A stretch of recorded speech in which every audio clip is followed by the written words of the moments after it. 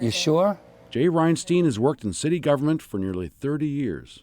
He still remembers the day when he couldn't answer a citizen's question. And it was that point I went into my office and I wouldn't say had a little bit of a breakdown. I was afraid because I thought, first of all, I'm not going to be able to do my job anymore. And I know he didn't hear. He says, okay, that's great. He talked to his wife and got in touch with a neurologist at the Duke Memory Center.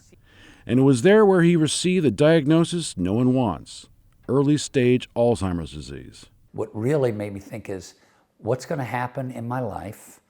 What about my daughters, my grandkids, my job, financials? I mean, how am I going to support my family? Since Reinstein retired in 2018, his daughter Elizabeth has taken on a supporting role at home when his wife is at work. She joined him on trips while he was on the board of the National Alzheimer's Association, helping him navigate the frustrations of travel.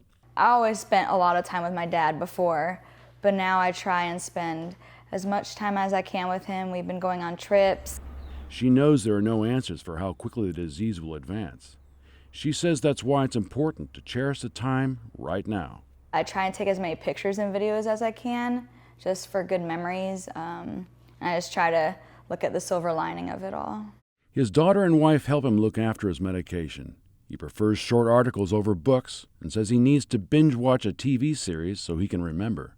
The thing that worries me the most is I don't, want to be a burden.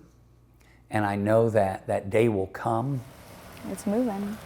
He says until then he will continue to fight against the stigma of Alzheimer's and not have the disease become who he is. I'm not going to be that guy when I'm hanging out with friends always talking about my disease. I want to talk about, the Washington Commanders, which there's nothing good to talk about there. Reinstein says he's now living a joyful life with the disease, and that all he wants to do is make the time he has count.